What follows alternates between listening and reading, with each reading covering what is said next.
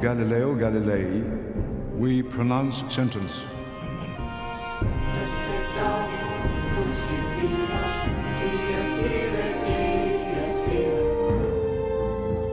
It was a time of discord in the Christian world. Threatened by the Protestant Reformation, the Roman Catholic Church demanded strict adherence to its dogma, enforced by the violent threat of Inquisition. Fear of heresy was in the air.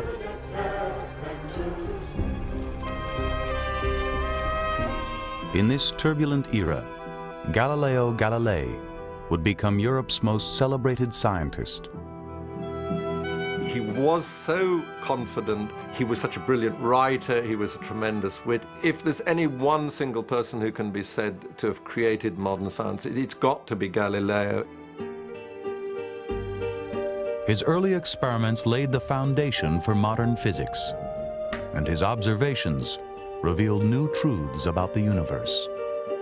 What we have in Galileo is a package, then, of somebody who is mechanically and practically very good. Somebody who is a great philosopher about nature, and somebody who is ambitious. But ambition drove Galileo to question the Church's view of the world and revolutionize our understanding of astronomy.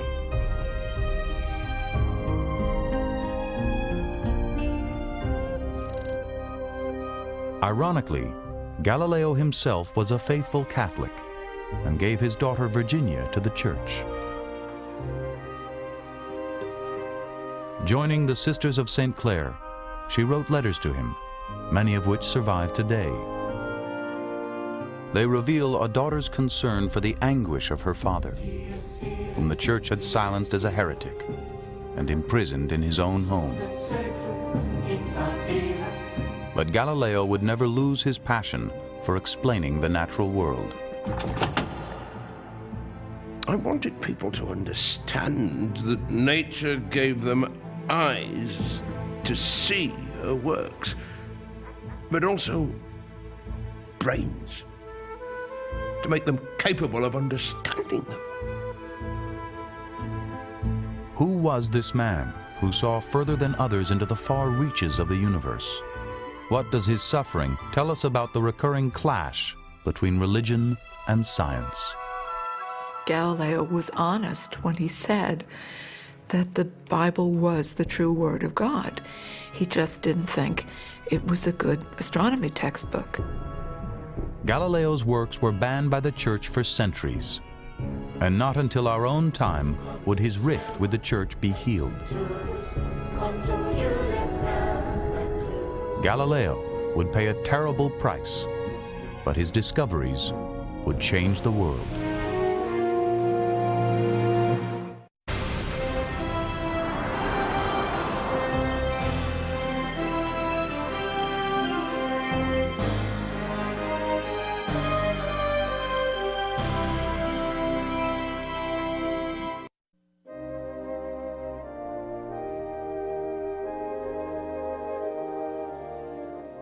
Galileo was born into a world where each morning reaffirmed the common view that the sun moved around the earth.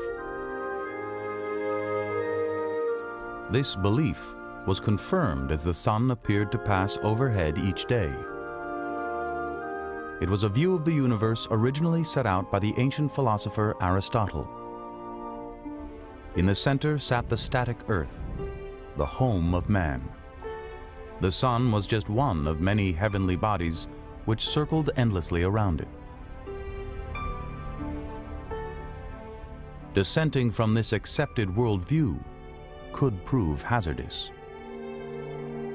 A statue of Father Giordano Bruno marks the site in Rome where he was burned alive for a host of unorthodox beliefs. The Vatican considered astronomy to be an investigation of God's work. The Church's universities had 7 basic subjects that you had to pass before you could go on to philosophy and theology. One of those subjects was astronomy. Studying the stars was a way of getting themselves out of the mundane world into a world that was more transcendent, a world that was beautiful, a world that was eternal.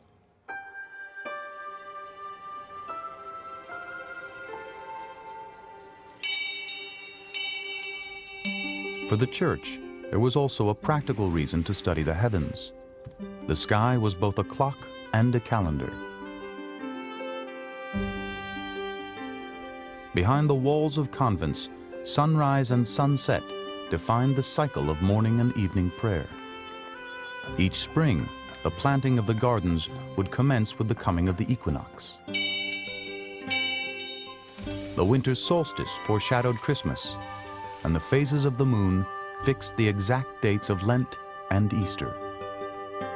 Invano laboraverum, qui edificanteam, nisi Dominus. The Church used the calendar to give spiritual significance to Aristotle's earth-centered astronomy. The images were very useful for teaching theology. The earth is not the center of the universe in that it's in a privileged place. It's at the bottom of the universe. Only hell is lower. And there's a chain of creation reaching up to heaven.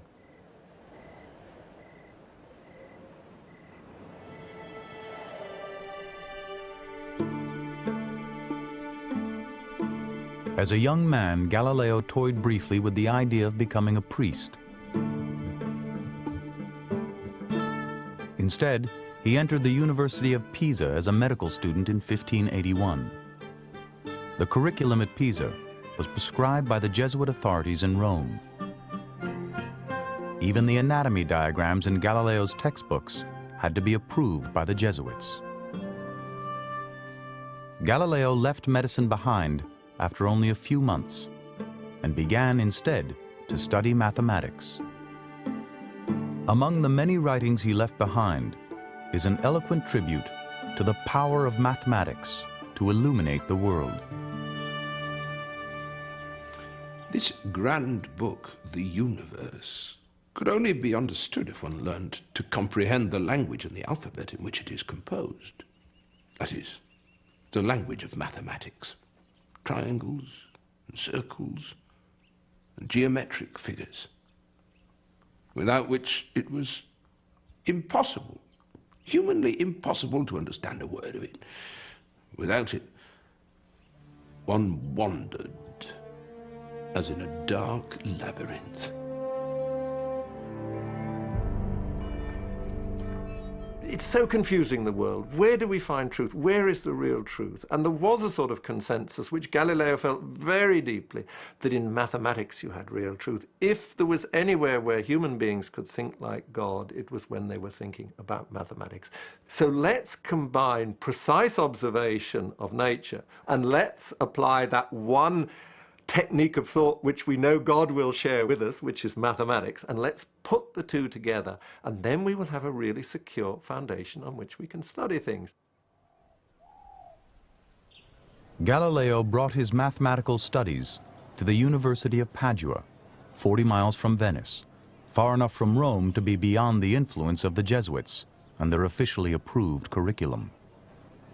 And Padua itself was a university. It was founded in 1222 by breakaway students. It wasn't chartered by a king or by a pope. It was absolutely free and had the Free Republic of Venice as its supervisor. So getting a job in Padua was as close to getting academic freedom as you could want, certainly in Italy and probably rather uniquely in Europe. The city of Venice was just a ferry ride from Padua, and it was here that the young professor spent many holidays. Galileo began a liaison with a Venetian woman named Marina Gamba. Little is known about her, but she was far from Galileo's social equal. The affair made his life complicated, but was not unusual, even among faithful Catholics. Yes, he loved to have a good time. He enjoyed his wine. He enjoyed many forms of pleasure. But that didn't make him a bad Catholic, especially at a time when even the popes had illegitimate children. Galileo himself had 3 illegitimate children. The eldest, Virginia, was born in 1600. The birth records in Padua say that she was born of fornication. Because Galileo was not married to her mother, they didn't live together.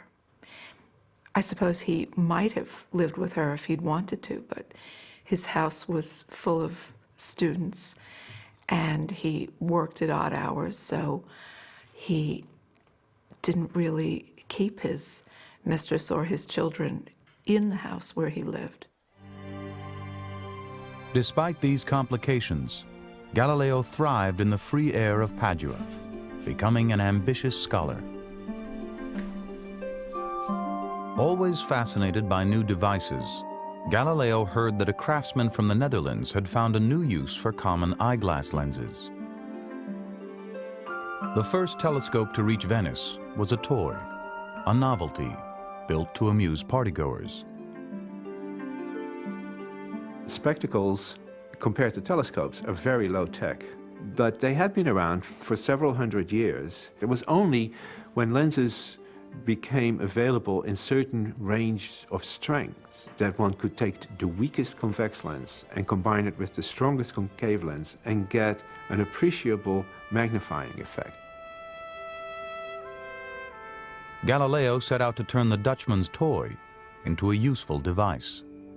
Hearing reports of a new invention from a lens maker in Holland, I determined to fashion a device for myself and was able to make considerable improvements in it. Galileo realized that spectacle makers could not give him the lenses that he needed in order to make this device more powerful. They just weren't good enough, and they weren't the right strength. And so, in order to improve the instrument, he had to teach himself to grind lenses. And that is extremely difficult, and it certainly was in 1610. At first, Galileo was only interested in the optics of the telescope. With his improved lenses, he increased its power tenfold. But his lenses did more than magnify. By reshaping these pieces of glass, Galileo would eventually reshape our view of the world. With his telescope, Galileo first set out to make some money.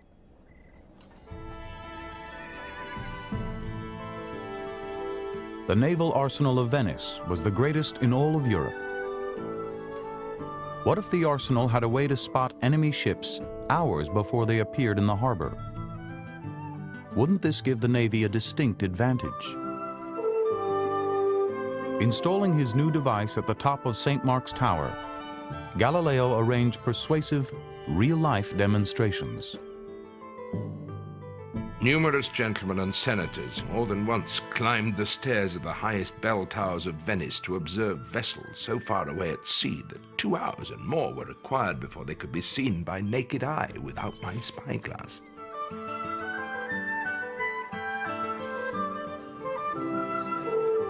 From within the Venetian Senate came a handsome order for Galileo to supply the arsenal with spyglasses.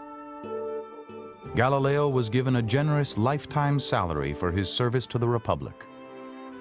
Part scientist and part self-promoter, for now, his future seemed bright. But soon, his telescope would launch a dispute which would threaten to destroy its creator.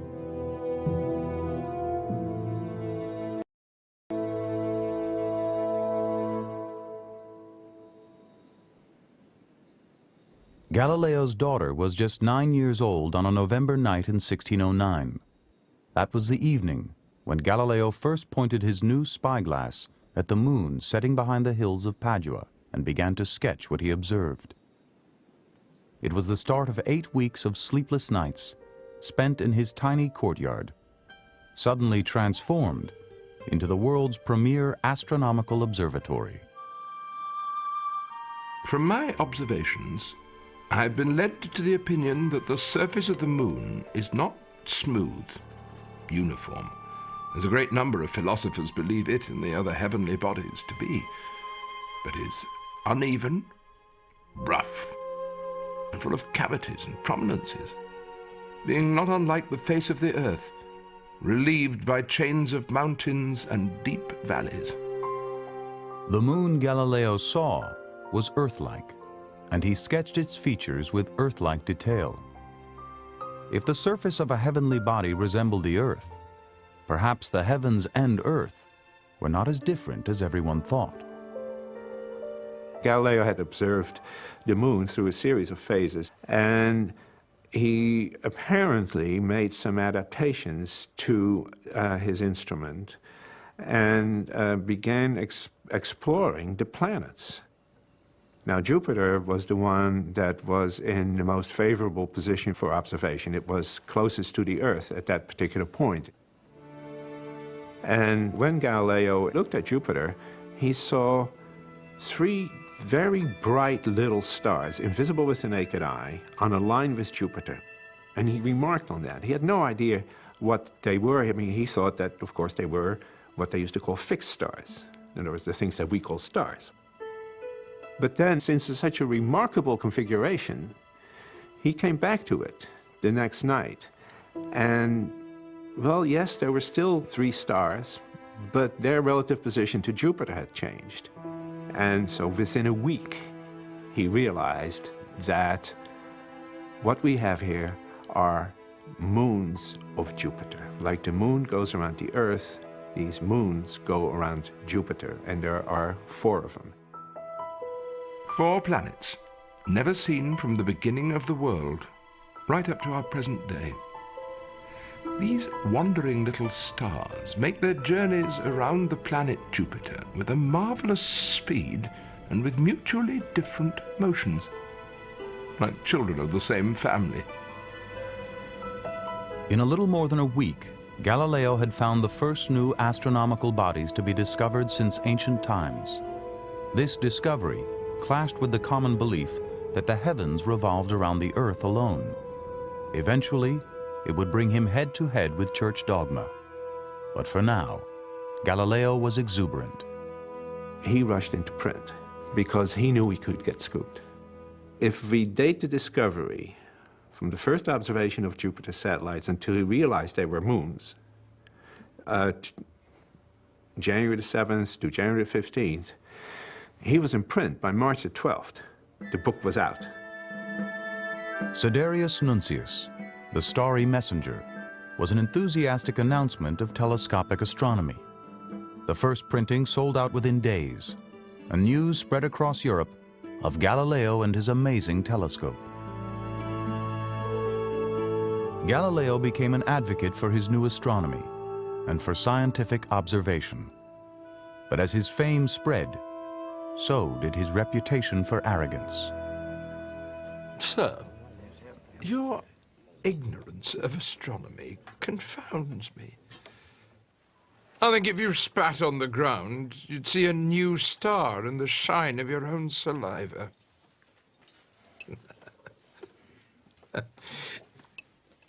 Well, as for you, my lord, I'm astonished that you persist in trying to prove something to me with the testimony of expert witnesses, and I can perfectly well find out for myself with a simple experiment. See, witnesses are useful, of course, in difficult matters in the past. I mean, a judge might, for example, call a witness to establish whether Luigi stabbed Giovanni, but he's not going to call a witness to establish that Giovanni was stabbed at all because he's got the wound in front of him. Do you see? He could see it with his own eyes. Modesty never came easily to the young professor. I render grace to God that it has pleased him to make me alone the first observer of an admirable thing kept hidden all these ages. By making the invisible now visible, the telescope was starting to revolutionize astronomy. From ancient times, astronomers had tried to account for the observed motions of heavenly bodies by assuming that they were attached to transparent crystal spheres, rotating sphere within sphere. The Greek astronomer Ptolemy worked out the system in great detail to explain the motions of the sun, the moon, the stars, and the planets, all that could be seen with the naked eye. At the center of Ptolemy's intricate system sat the Earth, solid and unmoving. The Ptolemaic system was filled with ingenious geometrical devices. It made it possible for people to compute where the planets were to be, and this was useful, let us say, for astrology. It was useful if you just wanted to keep track of where things were in the sky. But it wasn't perfect. 60 years before the telescope, a Polish clergyman, Nicholas Copernicus, noticed that the calculations needed to predict the positions of the planets in the sky would be simplified if he assumed that the sun, rather than the Earth, were at the center of the universe.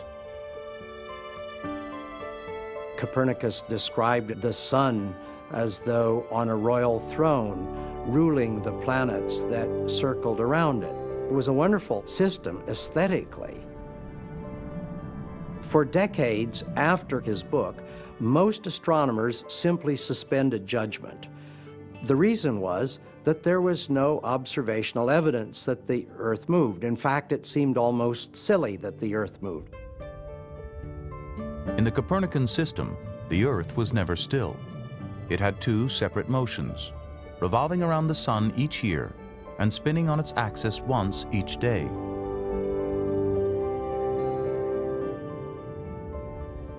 Copernicus was a little bit reluctant even to publish his system because he figured there would be a lot of criticism of it. The thing that Copernicus suggested just made him really the laughing stock of Europe, because he was saying here is the Earth is actually whizzing round at a huge speed, about 700 or 800 miles an hour. That's just going round on its axis, and in addition it's going round the sun at about 30 miles a second. I mean, they were saying this is just absolutely ridiculous. I mean, look at the ground, it's as solid as you can see. Clearly the Earth is not moving. Nothing could be more obvious than the fact that the Earth isn't moving. If it was moving, everything would be flying off it. I mean, church steeples would fall down, birds couldn't keep up with it, clouds would go disappearing over the western horizon and things like this. Galileo had read Copernicus and already suspected that the Copernican system was correct. But even with his telescope, he did not see a way of proving that the Earth moved around the sun. First, he would make a move himself, back to Tuscany, the land of his birth. Florence, the Tuscan capital, held a great attraction for the rising young star. The exalted home of Dante and Michelangelo, Florence had been ruled for centuries by the Medici family.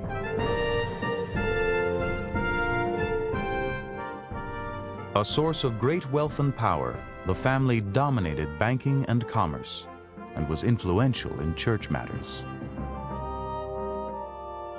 The spheres of the Medici coat of arms adorned palaces throughout the city. For Galileo, there could be no greater honor than to have as a patron Duke Cosimo de' Medici. Galileo is looking for social improvement, and he has tried several times to get patronage from de' Medici. And here, he sees his ticket. The Grand Duke of Tuscany is one of four brothers. Galileo has discovered 4 moons around Jupiter. Shrewdly wants to name him after his prospective Medici patrons. A copy of the Starry Messenger, Galileo's finest telescope, and a personal plea are dispatched to Florence. It is up to our sovereign whether I spend the rest of my days here in Venice or return to Florence. If I'm to return, I desire that your Highness shall give me leave and leisure without my being occupied in teaching. Finally, I desire of His Highness that in addition to the title of mathematician, he will annex the title of philosopher. Galileo points out how bad his position is at Padua, how he doesn't have any time for research, how he's overrun by students, and what he would like would be to serve a great ruler and to do research. A few weeks later, a letter was issued from the Medici offices at the Uffizi, inviting Galileo to join the Medici court as mathematician and philosopher. Here he would be at the center of Florentine intellectual and social life.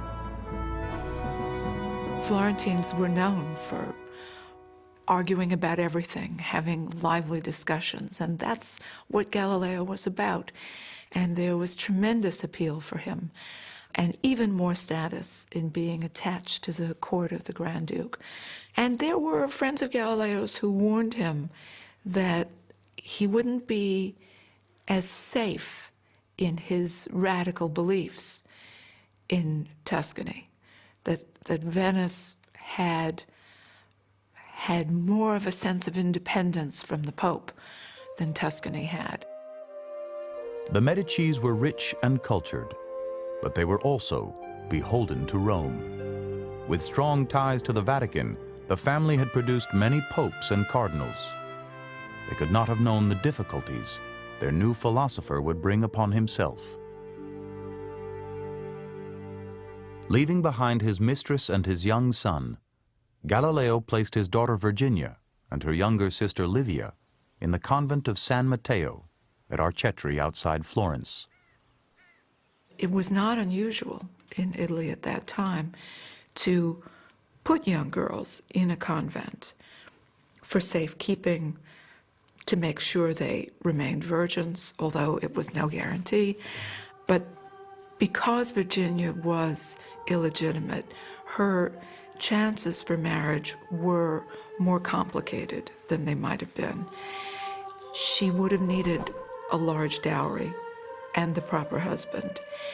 And Galileo was not a wealthy man.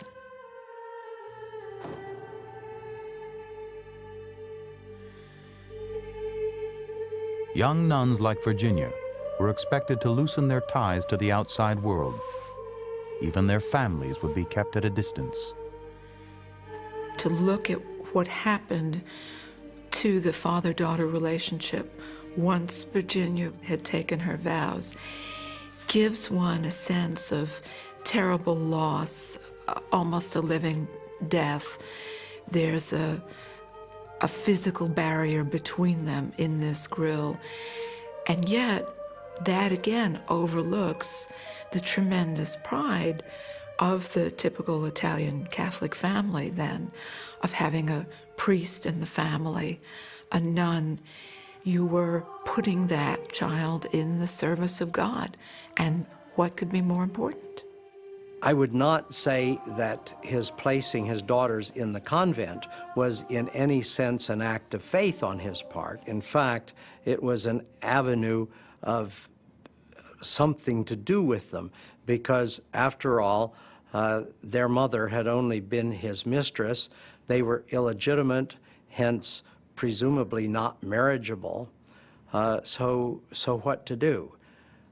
He supported them, but not very lavishly.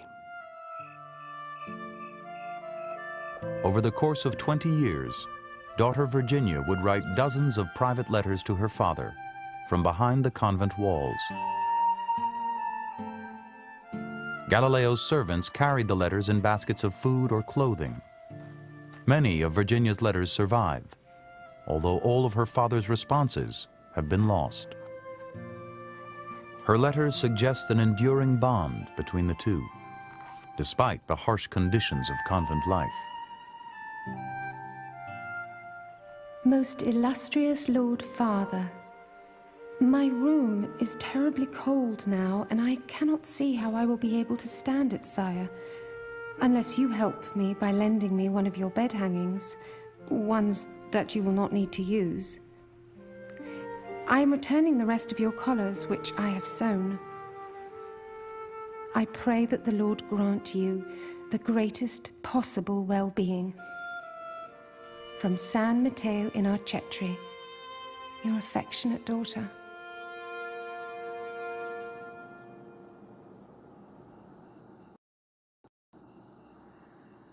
In contrast to his daughter's life, Galileo's was becoming more comfortable and secure enough to take a risk, even in the doctrinaire atmosphere of Florence. Galileo adopted the view that Copernicus was right. The sun, not the earth, was the center of our planetary system. Months passed as he struggled for a way to prove it. For him, Demonstration was the mark of science. For something to count as a scientific claim, it had to be demonstrated. It had to be conclusively shown to be the case. Anything short of that was called conjecture or opinion.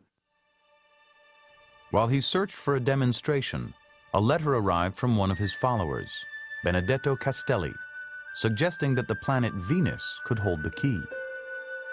My dear Galileo, if Copernicus is correct, and Venus revolves around the Sun rather than the Earth, it is clear that she would be seen not unlike the phases of the Moon, sometimes as crescent and sometimes not.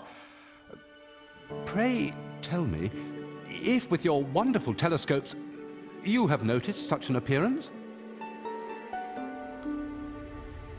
To the naked eye, Venus was just a point of light, but through his telescope, Galileo saw the planet as a disk. Over a period of months, Venus changed from a small disk to a larger crescent. Galileo immediately grasped that in a sun-centered system, this crescent would appear as Venus circled in an orbit between the Sun and the Earth. Venus must be revolving around the Sun rather than the Earth.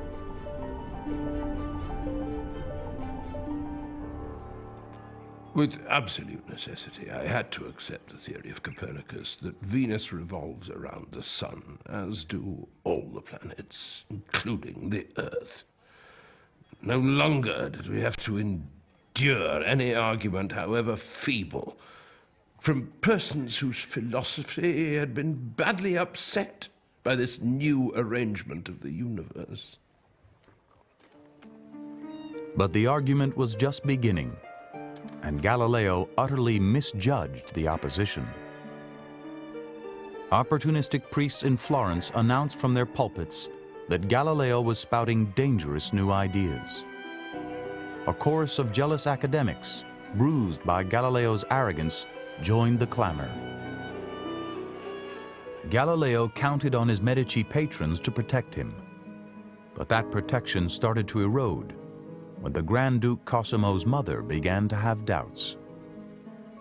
One of Galileo's young protégés was teaching mathematics and astronomy, Benedetto Castelli, and he got invited to one of the intellectual brunches that Cosimo's mother, the Grand Duchess Christina, was wont to put on.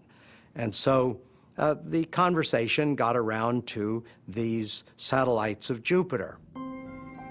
Galileo had named the moons of Jupiter for the Medici family, but the Grand Duchess questioned their authenticity. Are they real? Oh yes, said Castelli, even the Jesuits down in Rome have confirmed this.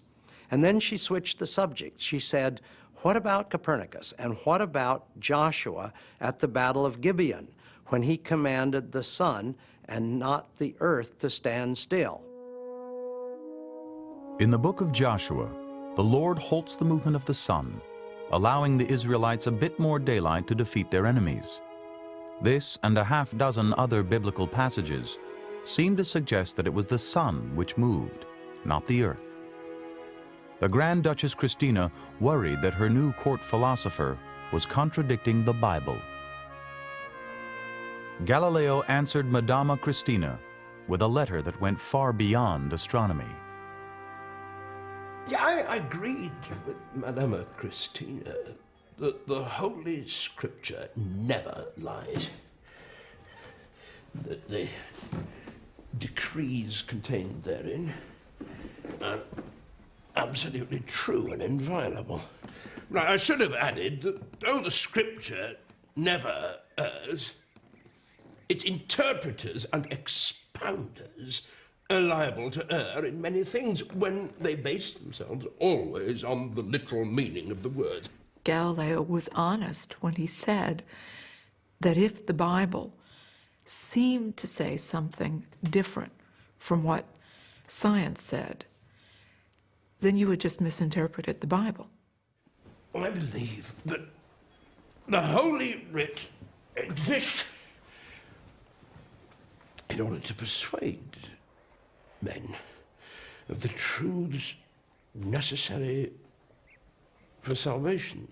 It is not necessary that the same God that gave us our speech and our senses, our intellects, would have us put aside those things, particularly in the case of science, where it's not the smallest mention in the Holy Bible. I mean, if the sacred scribes meant to teach men astronomy, then why did they leave it out? Galileo's outspoken letter to Madama Christina, intended to resolve the discrepancies between science and the Bible, came to be seen as an assault on the Bible itself. And that letter gets circulated, and local priests read it, and they're outraged, and they're sending copies to Rome, and they're saying to people at the Inquisition, you should investigate Galileo, you should do something about this guy's a heretic. Galileo surely knew what could happen to heretics when the cardinals of the Inquisition organized to purify society by combating heresy. Much of their work was the banning of books, but the Inquisition also had the powers of both torture and execution.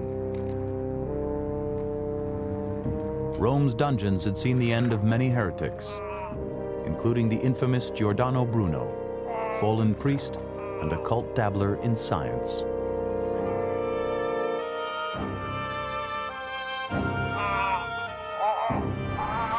To the Inquisition, extreme measures were justified. Whatever pain was inflicted to save the soul of a heretic was nothing compared to the pain of eternal damnation.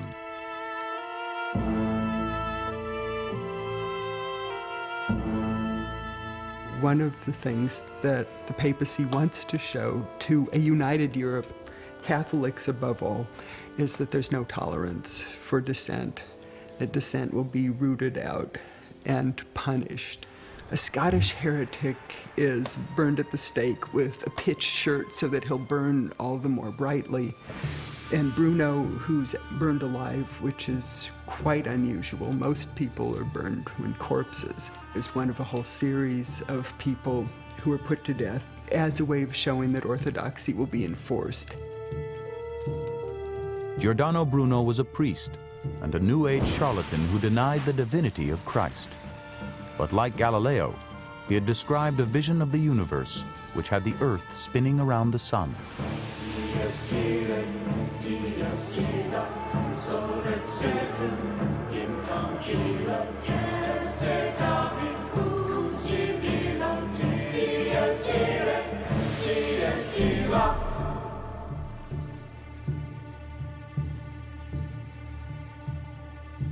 There's been a lot of different views as to how much the Bruno parallel weighed on Galileo. Undoubtedly, it must have had some influence. He realized, of course, what had happened to Bruno. I doubt if he thought himself to be in danger of that, but at the same time, there was that looming thing in the background that if he defied the Inquisition here, he could suffer very severe penalties.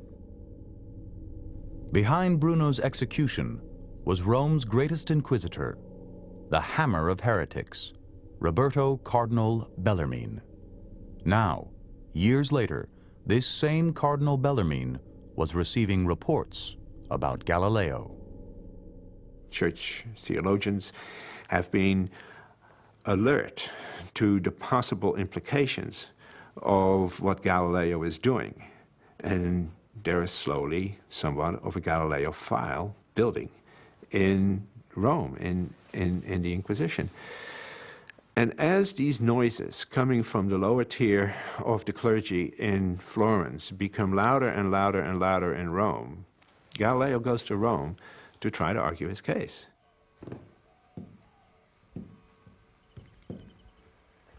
I decided to stand openly alone on the theatre of the world, to bear witness to the sober truth. I believe that good philosophers, like eagles,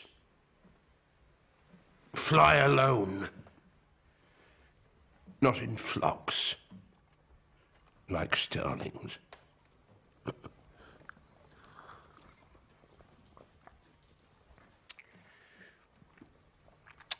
wanted people to understand that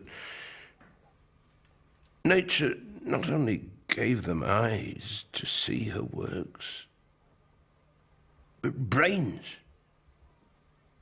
to make them capable of understanding them.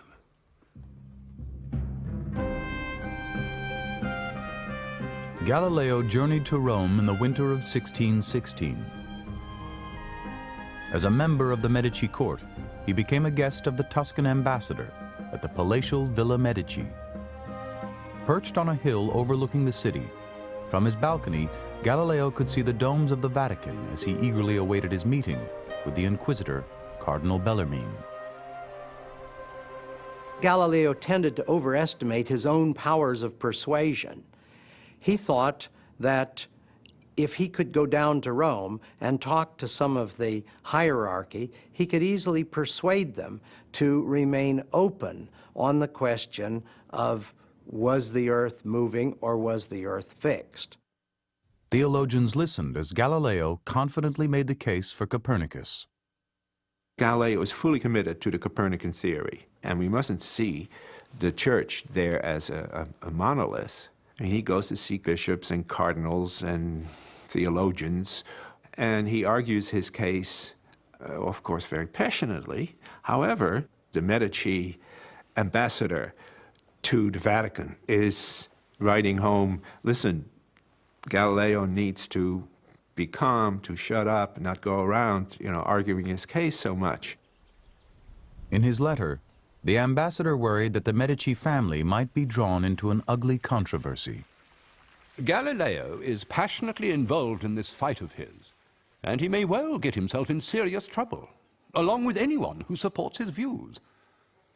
This business is not a joke, and the man is staying here under our protection. He thought he could convince the more open-minded theologians in Rome of the merits of the Copernican doctrine. He thought also that he could convince them that the matter of astronomy was not a matter for theologians in the first place.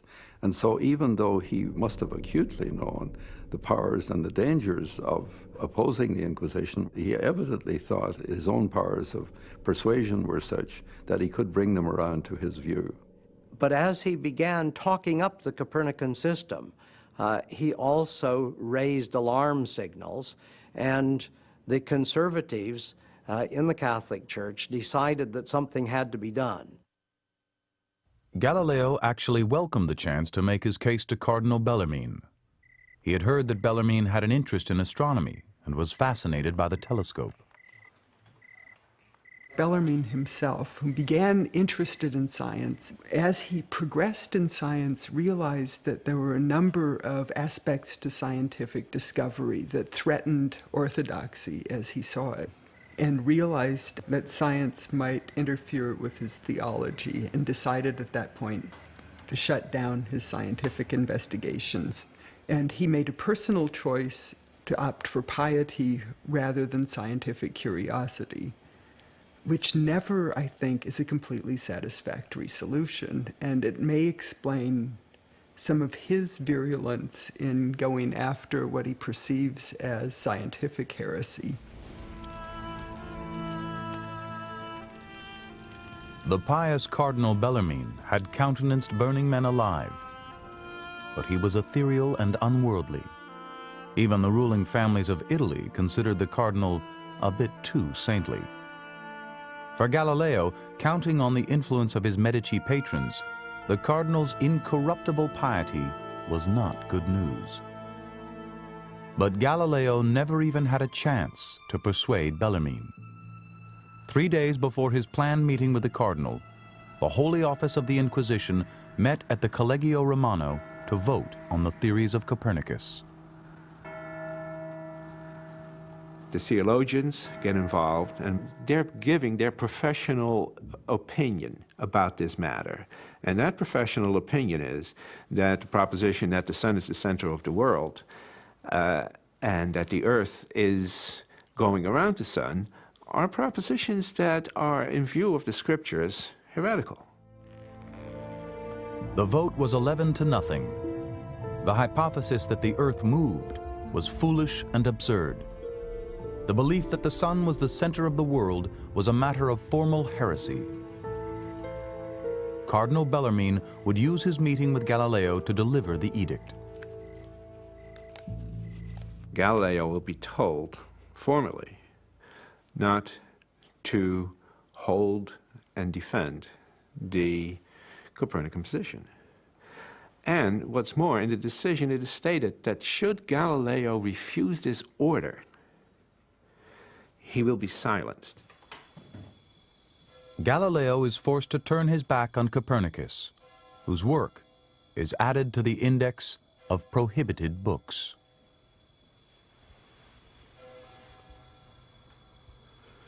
When the theologians were merely thinking of prohibiting Copernicus's book, I held it to be true. Then those learned gentlemen actually did prohibit the work, declaring its opinions to be false and contrary to Scripture, knowing, as I do, that it always behooves us to accept the decisions of the authorities, guided as they are by a higher insight than my humble brain could ever attain to. I declared my former defense to be merely a poetical conceit, a dream, a fancy of my own, a mere chimera.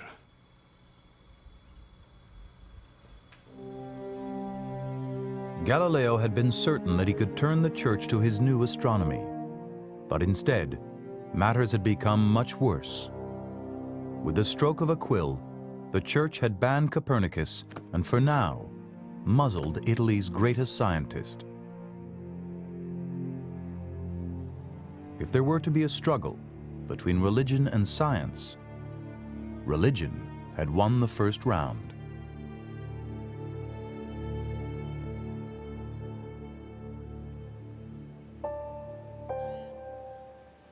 Only months after Galileo's collision with the church, his oldest daughter embraced one of its most ancient rituals.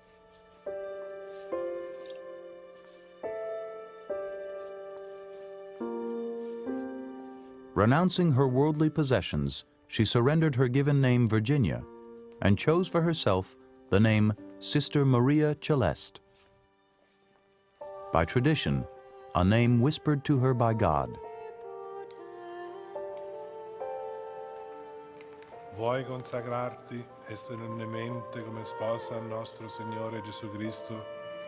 Sì, lo voglio.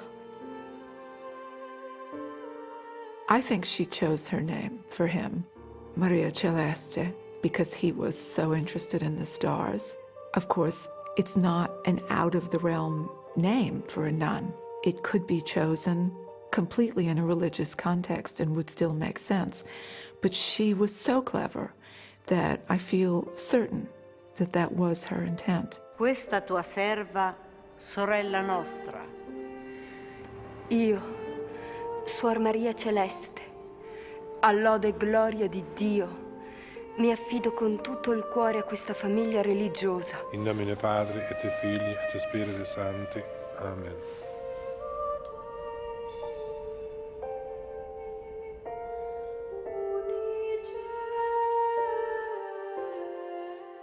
Although their lives were difficult, many of the intelligent young women actually chose the convent because they knew that would be the place they could think and write, and they had more status in society than they might have had even as married women with children.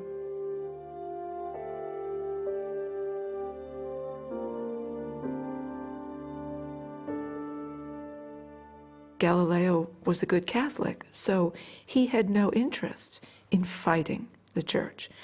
What he was about from the very beginning of his public support of Copernicus was to bring the church to an understanding of the theory and of the theory's complete lack of threat to the church. If the church struck a defensive posture about something that looked like it had a very good chance of being true in fact, the church would face embarrassment. Galileo vented his frustration in outspoken letters to close friends and supporters. To ban Copernicus when his doctrine is daily reinforced with many new observations seems, in my judgment, to be a contravention of the truth, hiding and suppressing her when she's most clearly and plainly revealed. Despite the advances of Copernicus, within his theory are couched mystery so sublime and concepts so profound that hundreds and hundreds of the most acute minds have still not pierced them. Cardinal Bellarmine may have slammed the door on Copernicus, but his philosophy left one small opening for Galileo to seize upon. Cardinal Bellarmine had argued that the church can change its opinion, but only if there is real proof that the earth goes around the sun. The church did not accept Galileo's claim that the phases of Venus proved a sun-centered universe, so he set out to find physical proof that the earth was moving. From his younger days in Venice, where the water level could rise or fall many feet in a day, Galileo had developed an interest in the tides. Just as water sloshes back and forth in a swinging container, Galileo reasoned that the earth, as a giant vessel spinning on its axis, might cause the seas to rise and fall twice a day. He believed that the tidal motions of a body of water like the Mediterranean might offer proof that the earth moved. To make the water contained in the basin of the Mediterranean behave as it does surpasses my imagination, and perhaps that of anyone else who enters more than superficially into these reflections. Some say Aristotle, after observing the tides for a long time from some cliffs, plunged into the sea in a fit of despair and willfully destroyed himself for the mystery of them. Up to this point, he's been very bold. In 1616, he had in fact circulated, given to some cardinals, a tract on the tides in which he argued that this is actual physical proof that the earth moves. He does think, enthusiastically think, passionately think that he has the key here to prove, to demonstrate the earth's motions by turning to the motions of the tides. Now, we know that that is in fact incorrect, but he thought he had it. For once, Galileo's intuition failed him. Although a link between the tides and the phases of the moon had been observed for centuries, Galileo rejected the idea. For him, the suggestion that the moon could influence events on Earth smacked of astrology or the occult. The search for physical proof of the Earth's rotation would take another 200 years.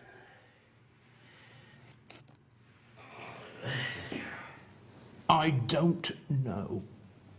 What a beautiful expression that is. So candid in its honesty.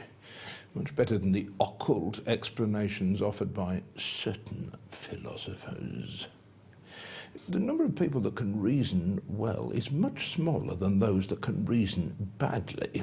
If reasoning were like hauling rocks, then several reasoners might be better than one, but reasoning isn't like hauling rocks. It's like racing. A single galloping Barbary steed easily outruns 100 wagon-pulling horses. If, like a galloping steed, the Earth is hurtling through space, why can't we feel the movement? Galileo seized on the paradox that the Earth could spin on its axis fast enough to cause day and night without people sensing the motion.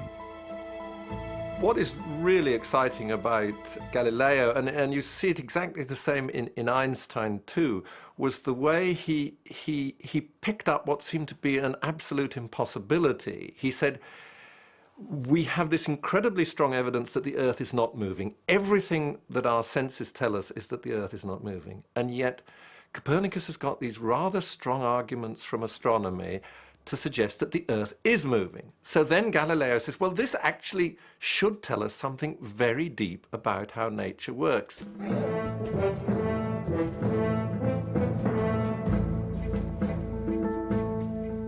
So he devised an intriguing thought experiment.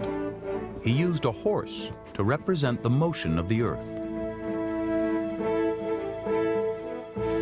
If a rider dropped a ball while standing still, the ball would, of course, fall straight down, landing beside the horse.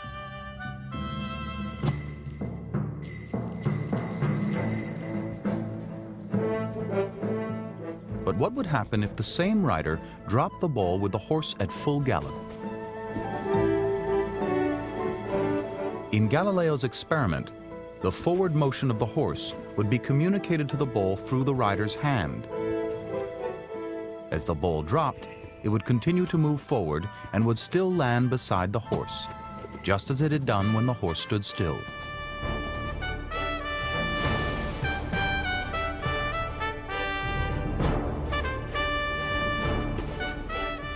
To Galileo, when the horse and the ball shared the same motion, it was as if the motion did not exist. If the Earth were moving, could we be carried along with it and not be conscious of its motion? There is a sort of a principle of relativity where if you're sort of moving with the Earth, everything shares the same motion. Not only is the Earth moving, but I'm sharing that motion as well. And therefore, it is all hidden. It was probably the first really great thought experiment in physics. In fact, he was so confident of the result, he never even bothered to do the experiment to show it was right. Despite his troubles with the church, Galileo was still well supported by the Medicis. He moved closer to his daughter, to a hillside villa outside of Florence. Florence is surrounded by these hills, and Arcetri, like the others, was a place where the wealthy families of Florence would have their villas. There were also normal farmhouses, there were convents. It was relatively difficult to get into town. And when the daughter of Galileo was in a convent nearby down there, and she also found for the father a location next to the convent where he had fields, he had olive oil. The daughter was also telling him that it was producing wine, but that he should not drink too much wine. Maria Celeste is extraordinary in every way. She lives in this cloister. She is cut off from the world, and yet she has her hands in everything. The real estate market, the foods, the small favors, the laundry. She never did lose her sense of being a dutiful Italian daughter. The aging Galileo constantly complained of terrible ailments. I find this very thin, cold air in Florence to be most cruel to my head and to all the rest of my body. Constipation, discharge of blood, colds. Over the last 3 months, left me in such a state of despair.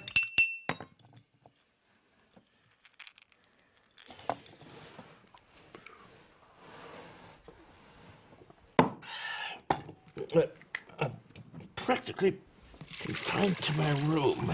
No, to my bed, without the benefit of either sleep or rest.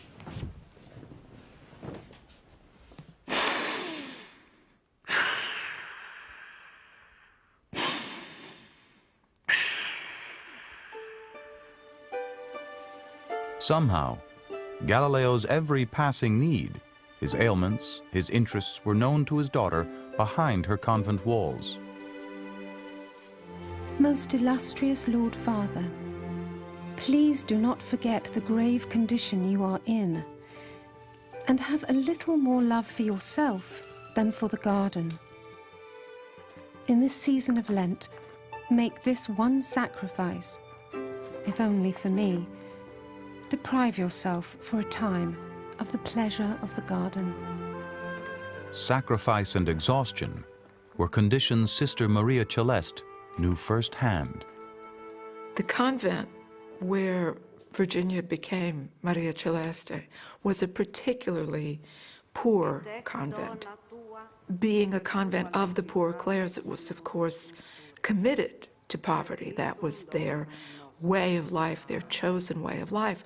So they expected to have little to eat and to be cold in the winter and to experience harshness in every day's, every moment.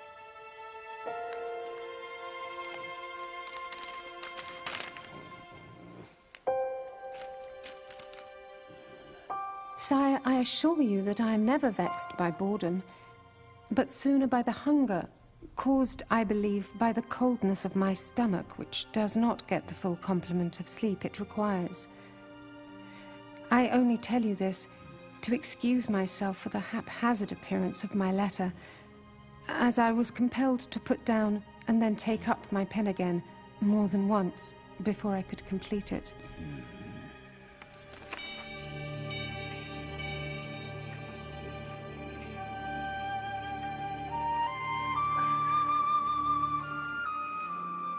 Maria Celeste is a bright personality. She's in a dark place. There's at least one nun who tries to kill herself in this convent.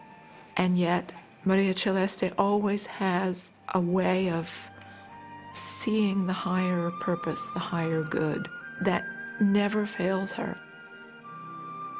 Such graceful submission to the ways of the faith was not a path Galileo would follow. He could never emulate his daughter's obedience to the Church, even under the watchful eyes of the Inquisition.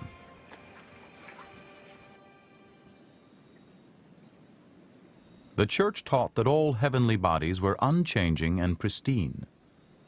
But Galileo's telescope continued to reveal a cosmos quite unlike the officially accepted truth. Even on the bright surface of the sun itself, Galileo observed dark blemishes which he named sunspots. He could not have known that the spots were actually magnetic storms, but his descriptions of them were remarkably accurate. Sunspots are generated and decay in longer and shorter periods. Some condense and others greatly expand from day to day. They change their shapes, and some are most irregular. They must be enormous in bulk, being either on the sun or very close to it.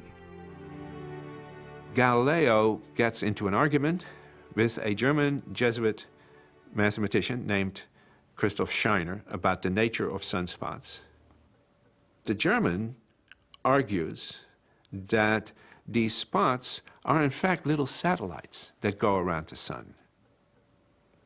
Whereas Galileo argues that these spots are really either on the surface of the sun or very close to it, and that they're sort of like perhaps clouds.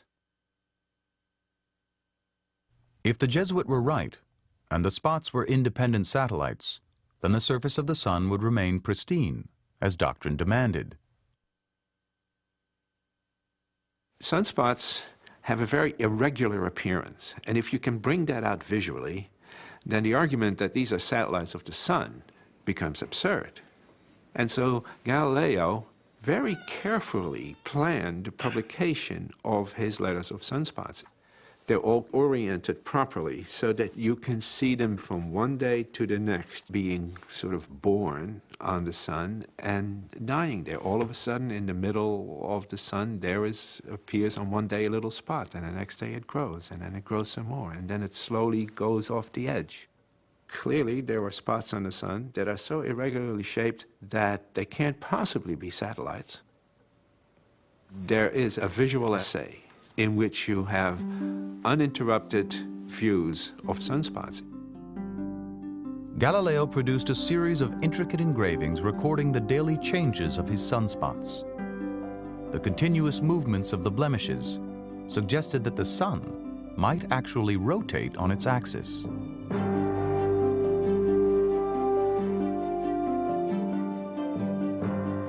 The visual evidence is accepted by both Copernicans and people who still believe that the Earth is the center of the universe. But it is the interpretation of that evidence. And more and more and more, you see these conservative astronomers then stretching. Because if you can say that these are satellites of the sun, you can still say that the sun is perfect. Galileo knew that his adversaries were wrong. It didn't matter if the Jesuit mathematician wished the sun to be unblemished. Galileo had demonstrated real spots on the surface of the real sun.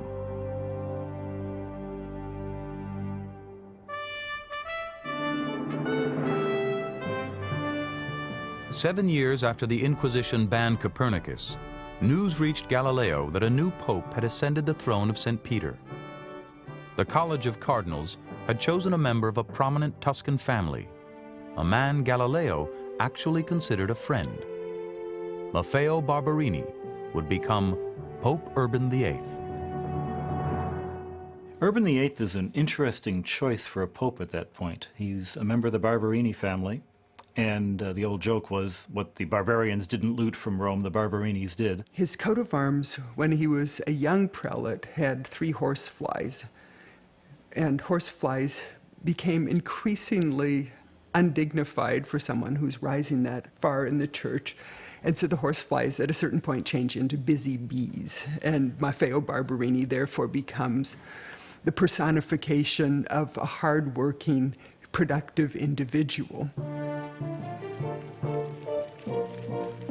Everything that you see that is a sign of the beautiful Renaissance Rome was either started, continued, or inspired by what Urban VIII had done. At the bottom of the Via Veneto, you have a fountain with 3 Barberini bees, reminding you which pope gave you this water fountain, and also reminding you that you shouldn't be just lounging around at the fountain. You should be making like the bee and producing honey. The new pope was a great fan of Galileo, who had written poems to Galileo, and all of a sudden then the situation appeared very different from the way it did in 1616. When news of Urban VIII's elevation reached her convent, Maria Celeste hoped that her father's silencing at the hands of the church would be over.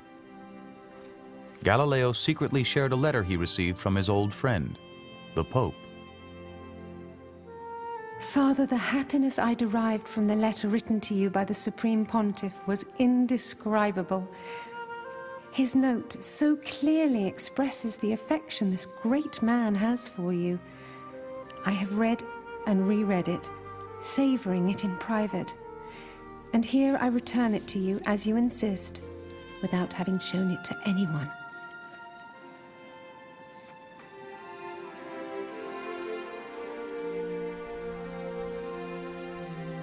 Galileo made the difficult 2-week journey to Rome, especially to meet with Pope Urban VIII. The two old friends had a series of conversations as they strolled the paths of the Vatican. The Pope and Galileo walked around in the Vatican gardens talking about various things, and of course one of the things they talked about was whether or not Galileo could publish on the Copernican theory. And the Pope told him that as long as he limited himself to speaking about it hypothetically, there would be no problem. So as long as the Copernican view that the Earth moved around the sun was presented only as a hypothesis, one theory among many, Urban VIII would allow it to be debated.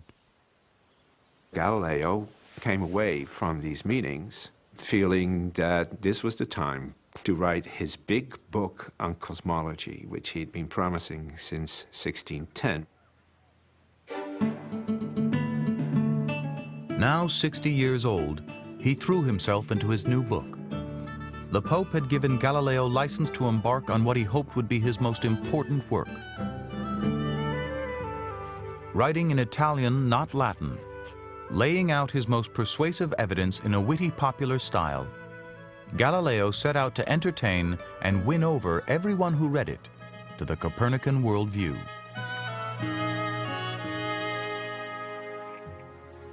Maria Celeste's letters suggest that her father permitted her to read his unfinished manuscript. There seems to be a genuine interest on her part in his work. Of course, she's self-denigrating. She always says, I'd love to see what you're writing if you think I could understand it. And of course, I'll promise not to talk about it to anyone else. So they have an intimacy on the work level. And possibly the most interesting thing that comes out of the letters is this strong indication that when he's working on the dialogue, their back and forth starts to include something called cuttings, which are obviously pieces of a manuscript. And it seems that she is the one who's actually preparing the manuscript. Months of writing stretched on as sickness interrupted his work. Finally, after 5 years, the end was in sight.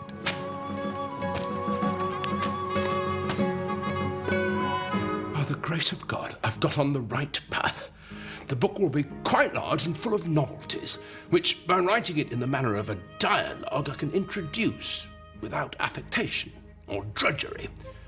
If I can just survive this winter, I shall bring it to an end and publish it immediately. Galileo finished his great book on Christmas Eve, 1629. It was called Dialogue on the Two Chief Systems of the World. It is a rhetorical masterpiece. Galileo explains the new view of the world. It is a debate about the world systems. Is the sun the center of the universe? Or is the earth the center of the universe? He brings forward all his wonderful discoveries with the telescope, and you're just pulled along by this narrative. Galileo creates 3 spirited characters, noblemen of Venice. The first character, the host, prompts a debate between his 2 talkative guests. One of the visitors clearly speaks up for Copernicus and Galileo, but the other guest, Simplicio, the simpleton, is a comic foil, mouthing the Church's doctrines on science and philosophy. Galileo got permission from a friendly censor to publish his book in Florence. He knew the censors in Rome would be much more difficult to persuade. He dispatched a handful of copies to the Vatican. But before he could hear the result, Florence was hit with a terrible catastrophe.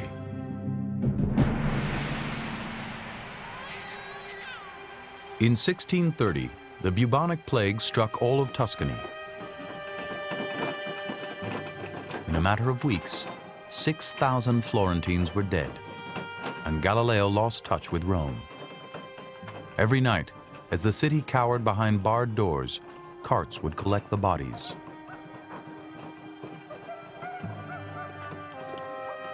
Physicians wandered the streets in masks, stuffed with straw to protect them from contagion. An outbreak of bubonic plague strikes all of Italy, strikes badly in Tuscany, and because of the development of science, there's some idea that there's contagion involved. And so there are attempts by the Grand Duchy of Tuscany, which is a pretty centralized governmental system, to establish quarantines, often in terms that we'd find inhuman, sealing up people's houses. Chiudi questa casa, non c'è più niente da fare. The rulers of Tuscany couldn't decide whether to rely on quarantine or on the power of prayer. Just to be certain, they tried both.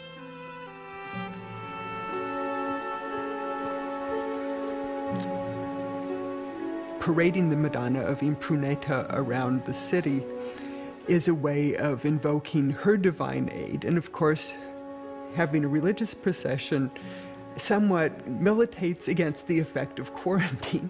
You hope that faith will override what looks like the law of nature. The Magistry of Public Health enlisted the help of Maria Celeste's convent. Praying for the rest of the world really had importance, and the nuns knew that. And in fact, during the plague, they were specifically commissioned to pray 2 at a time for 40 days, round the clock. And that was considered one of the most active interventions that could be made against the plague. Maria Celeste worried about her aging father. As the convent's apothecary, she prepared a medication for him, hoping to shield him from infection. Put your faith in this remedy, sire. It is held together with honey. Take it once every morning in a dose about the size of a walnut, followed by a taste of Greek wine. The Magistry of Health claims it provides a marvelous defense. Please use every possible precaution to protect yourself from the danger. Washing linens in boiling vinegar was seen to provide a measure of defense, although no one knew the reason why. The sisters' cloistered isolation became a benefit, and the infection passed them by. The next spring, the epidemic had subsided enough to permit limited communication with the rest of Italy. For months, Galileo heard nothing from the Roman censors. Had his manuscript been lost in quarantine? Had his work been stolen? The Florentine censor had endorsed the book, but Galileo needed the approval of Rome. The father told me more than once that tears came into his eyes when he was reading. And he acknowledged that I should be begged to publish such a book. Meanwhile, it sits in the corner, and my life wastes away.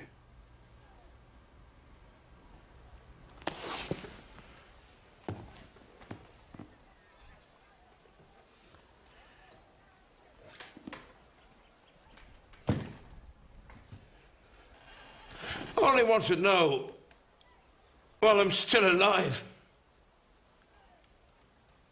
what is the outcome of all my hard work?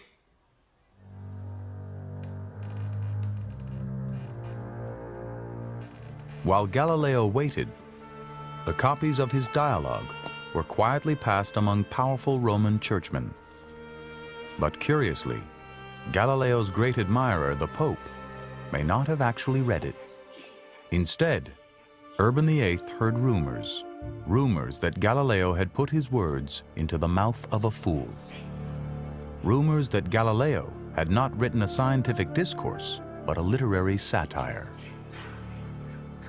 What Galileo's doing is writing a work of great literature. He wrote it as a dialogue so that it would be both a scientific and a literary work, and is expecting that this most cultured, cosmopolitan, and progressive of popes will appreciate it, forgetting probably temporarily that in the end of this beautiful rhetorical production, there's a rather grievous insult.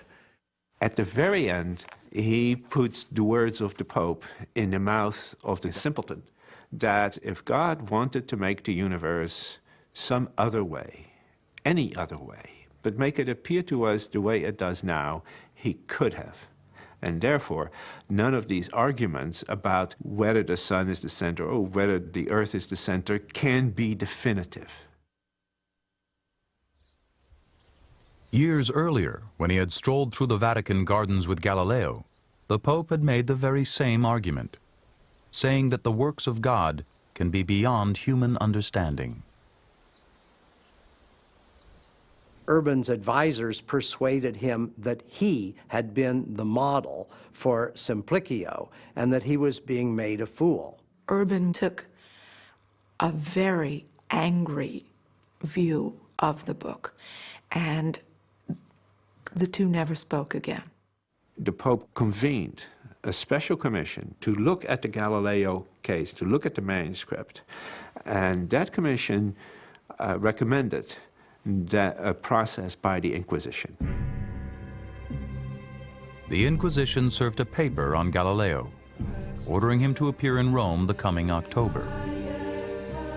The old man tried to delay his trip by claiming ill health. By Christmas, Galileo was again ordered to appear. He could come voluntarily, or he could come in chains. As he arranged to leave Florence, Galileo's daughter sought to prepare him for his ordeal. Father, I beseech you not to grasp the knife of these current troubles by its sharp edge, but rather, seizing it by the blunt side, use it to cut out all the imperfections you may recognize in yourself and arrive at an awareness of the vanity and fallacy of all earthly things. In Rome, Galileo again could see the Vatican from the windows of the Tuscan embassy. But for months, his summons to the Inquisition did not appear. His trial order finally arrived in April. Like most such proceedings, Galileo's was conducted with strict formality and perfect civility.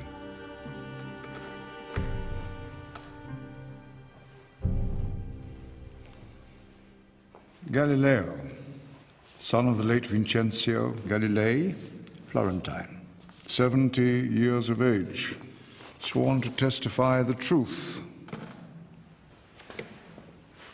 Galileo Galilei, by what means and how long ago did you come to Rome?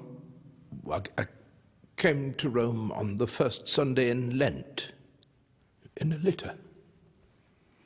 State whether you know or can guess at the reason that you were ordered to come. I imagine that I was ordered to present myself before the Holy Office to give an account of my recently printed book. State whether, if you were shown the said book, you would recognize it as yours? I hope so. Yeah, if I was shown it, I hope I would recognize it. There was shown to him a book printed at Florence in the year 1632 with the title Dialogue by Galileo Galilei, etc. And when he had looked at it and inspected it, he said, "I know this book very well, and I acknowledge it as mine. And I acknowledge all it contains as having been written by me."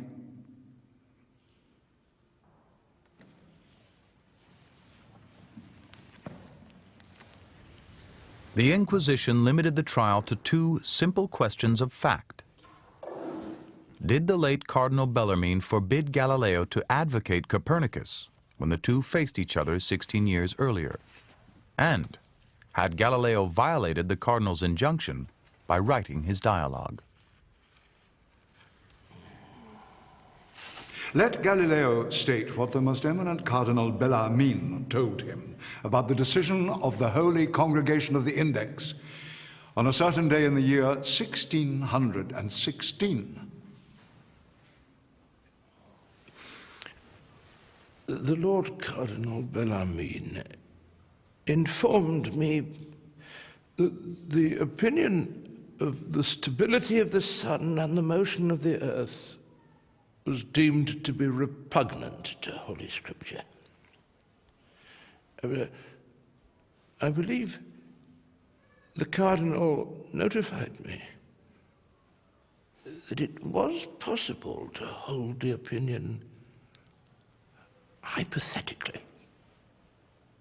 as Copernicus did. Can Galileo explain what is in his book, which he imagines was the reason for the order that he appear before us? Well, when I was writing the dialogue, I did not do so because I held that the doctrine of Copernicus was true. Instead, I set forth the astronomical reasons that could be advanced on either side of the debate. I tried to show that neither side of the argument has conclusive force to favor one opinion over the other. I do not now hold, and since the determination of Cardinal Bellarmine, I have not held the condemned opinion. All who read the dialogue could see that the defense of Copernicus was by far the stronger argument in the book. The character Simplicio, mouthing the words of Urban VIII, was really more satire than science. Galileo was forced into a position of false humility, and humility was never his style. With respect to the court, I've recently reread my dialogues after 3 years, and I freely concede that in several places a reader ignorant of my real purposes could suppose several arguments might suggest real conviction on my part. My error, I confess, was one of ambition, the natural inclination of most men with regard to their subtleties, to show themselves more skillful than other men in devising arguments in favor of propositions, even false propositions.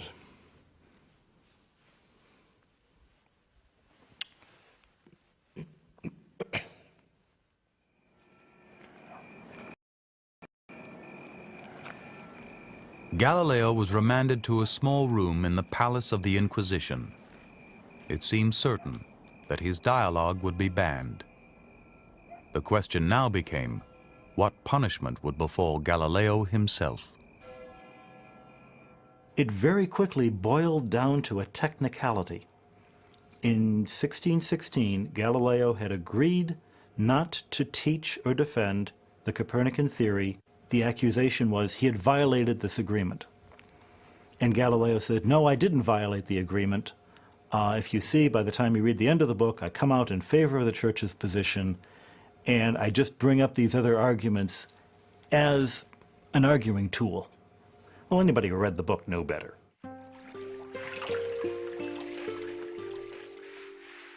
News of Galileo's confinement reached Maria Celeste, and she nervously sent off a letter of cautious advice, not knowing if it would ever get to her father.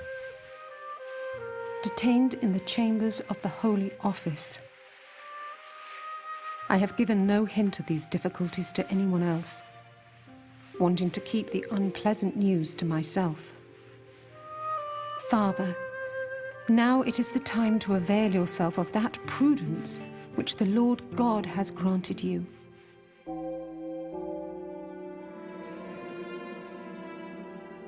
The path Galileo followed to the chambers where he would hear his sentence led through the cloisters of Santa Maria sopra Minerva. The walls and ceiling warned heretics what fate might await them. The people who were conducting the Inquisition hope that anybody who's coming into the Inquisition sees these scenes of people who've died in the correct faith, realize that they should use the courage of the martyrs to confront their own case, face their heresy squarely and go off to their punishment with a clean conscience because it's been brought back to orthodoxy.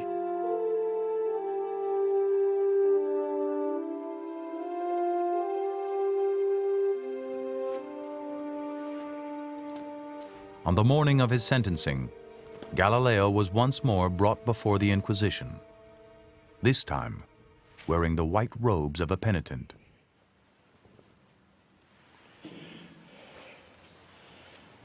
We pronounce sentence. We declare that you, Galileo Galilei, by reason of the matters detailed in this trial, have rendered yourself in the judgment of this holy office vehemently suspected of heresy, namely, having held and believed a doctrine which is false and contrary to Scripture, that the sun is the center of the world and does not move, that the earth is not the center of the world and does move. We condemn you to formal imprisonment in this holy office at our pleasure.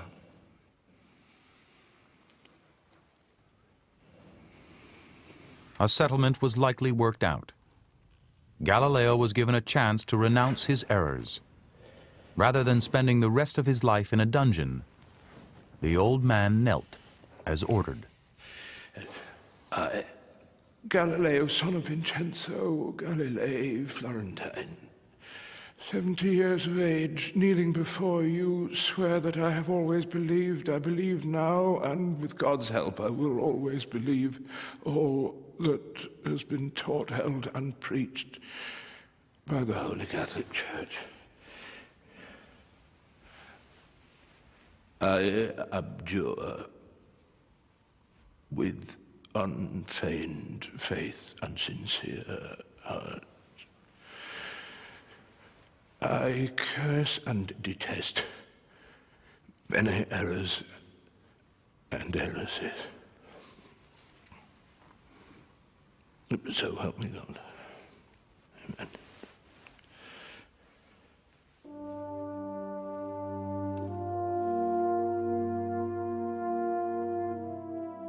The trial of Galileo was over.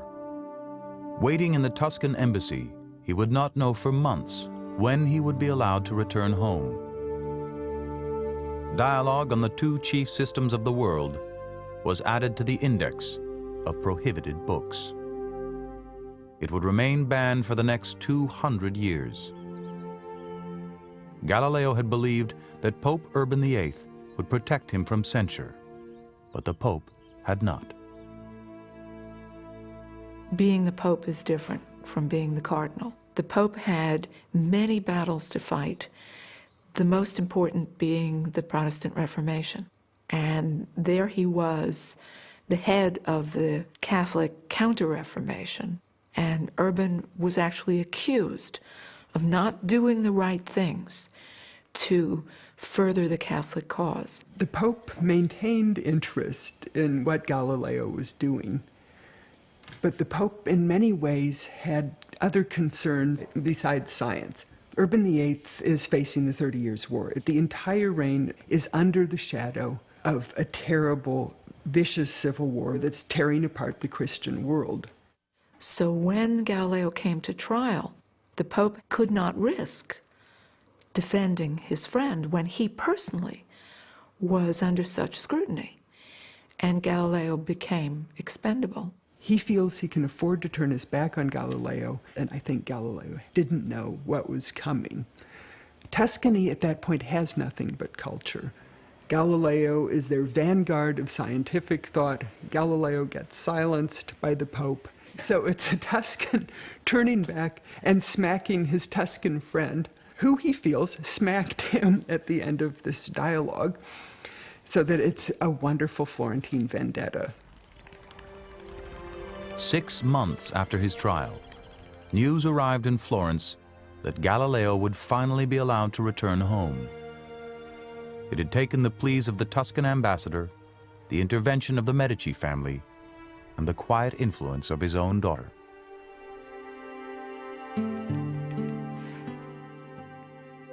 We are awaiting your arrival with great longing, and we cheer ourselves to see how the weather has cleared for your journey.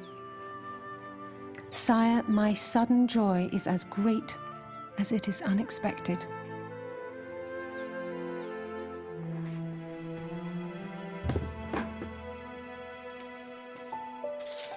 Galileo was home, but confined to his own house, unable to teach, travel, or even visit his daughter without permission. He signed his letters, "From my prison in Arcetri."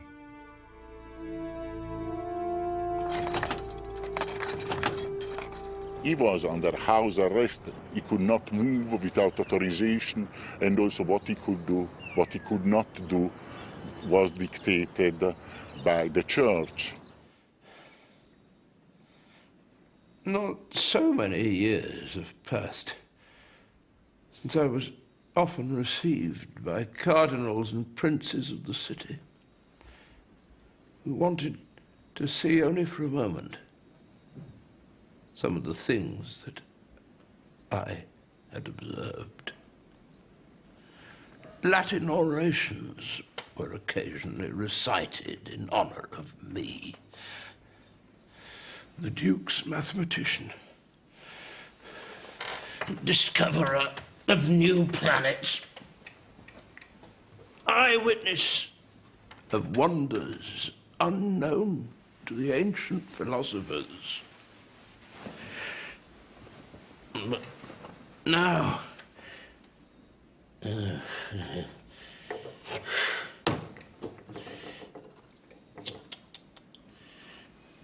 now I spend fruitless days made long by inactivity, yet brief compared to the years that have passed. My only comfort, the memory of former friendships, of which so few remain. Vigor meus in ardoribus estatis. Galileo was ordered to recite prayers of penitence each week.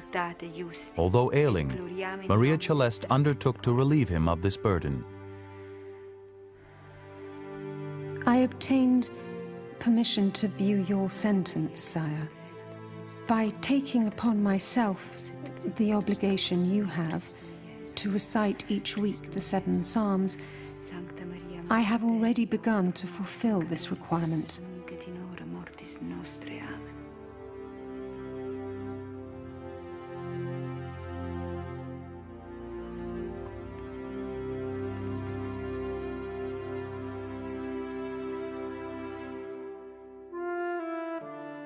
Had I been able to substitute myself in your punishment, I would accept a prison even stricter than this one in which I dwell, if by doing so, I could set you again at liberty.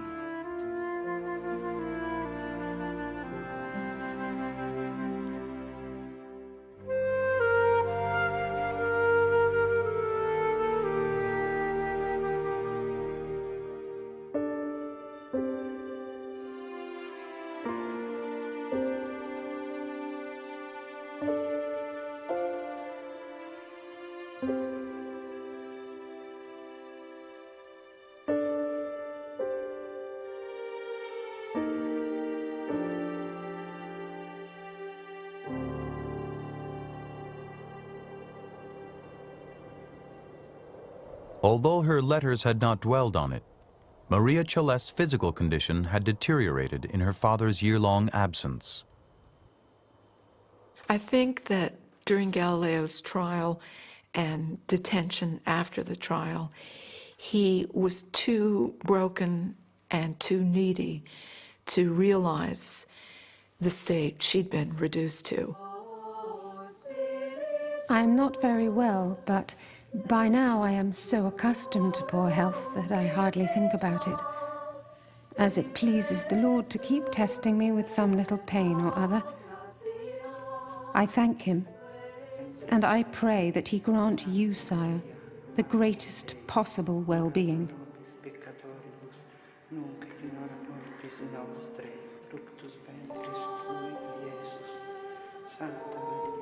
At the end of March, news came that Maria Celeste was gravely ill with fever. For the next 10 days, Galileo made the short walk to the convent, trying to hold on to her.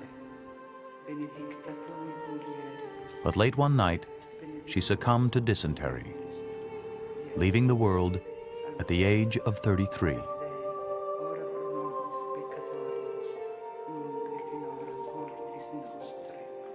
When Maria Celeste died, it was as if a light had gone out in Galileo's life.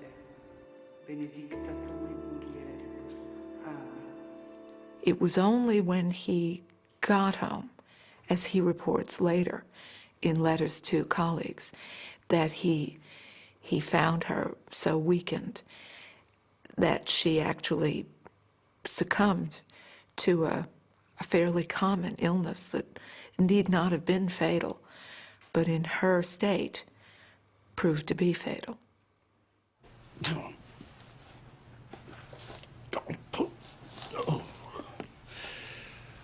I'm full of melancholy and sadness. I'm hateful to myself. And I continually hear my beloved daughter calling out to me.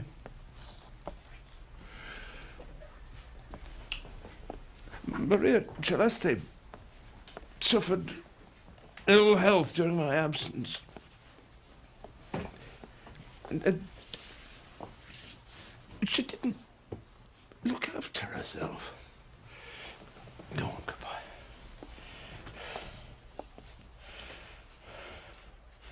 She was a woman of exquisite mind,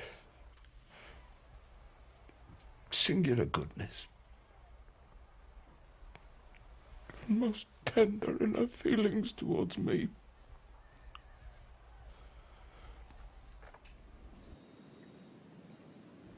Dozens of Galileo's personal letters have survived, but not one of the letters he wrote to his daughter has ever been found. Today, we have only her side of their communication. It's a shame, it's really a shame, we don't have his letters to her.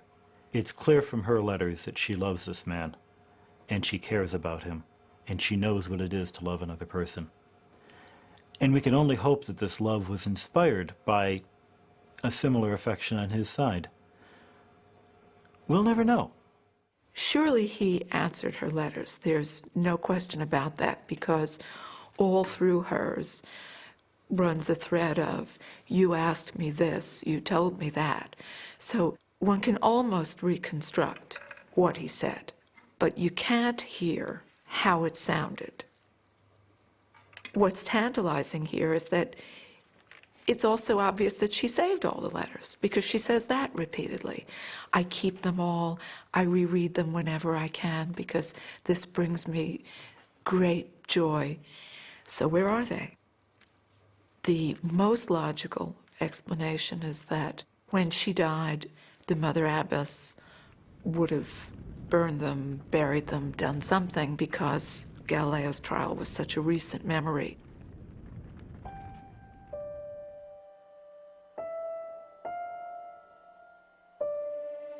Fighting advancing blindness, and often confined to his bed, Galileo began to re-examine his own early work.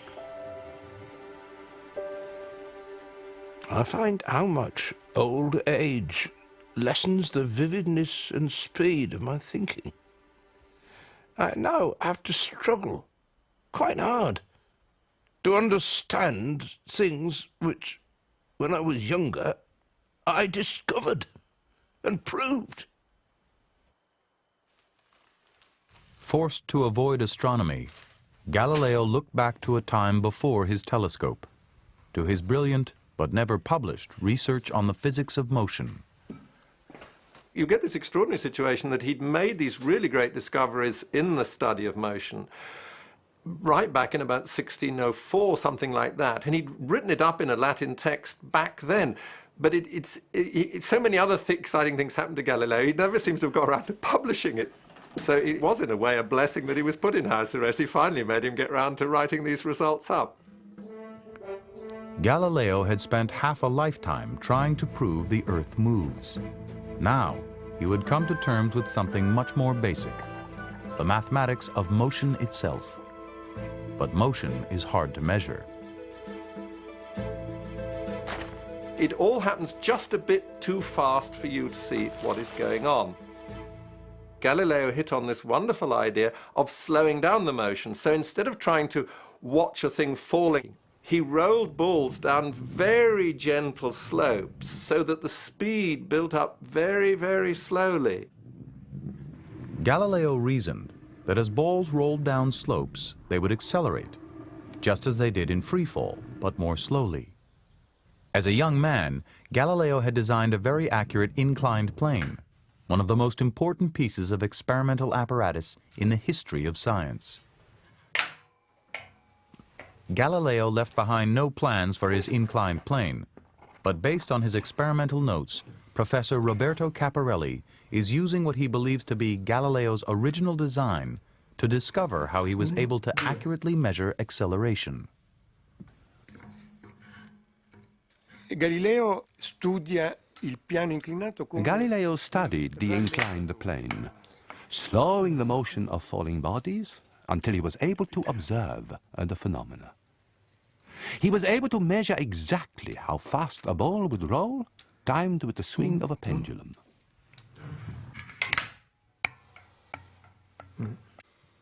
Galileo was sure that the steady acceleration must be governed by a mathematical rule.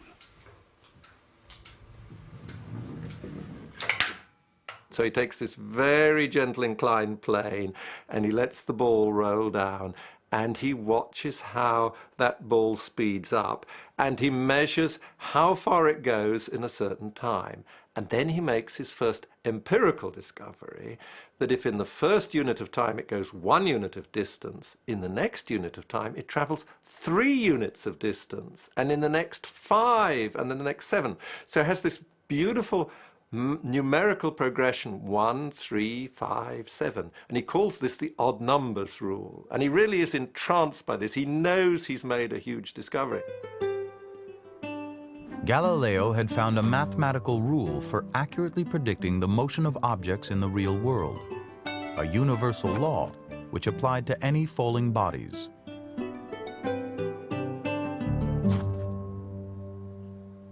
Underneath this beautiful empirical law that he found a deeper law, clearly a deeper law, using mathematical logic and deductions. And this was actually the key to all the later great successes, first of Newton and then of Einstein and all the other wonders of modern science. As a young man, Galileo had revolutionized astronomy. But at the age of 74, his last great book revolutionized the physics of motion.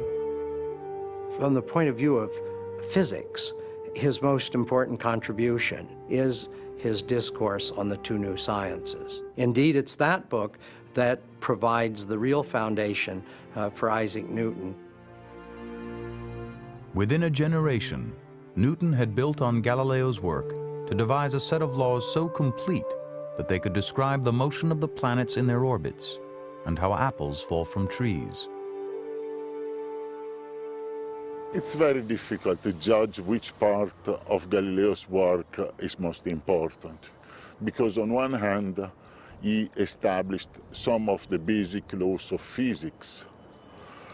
On the other hand, through his telescope, he first discovered or proved that actually the Earth is only one of the bodies of the universe, that those things we see at night are not just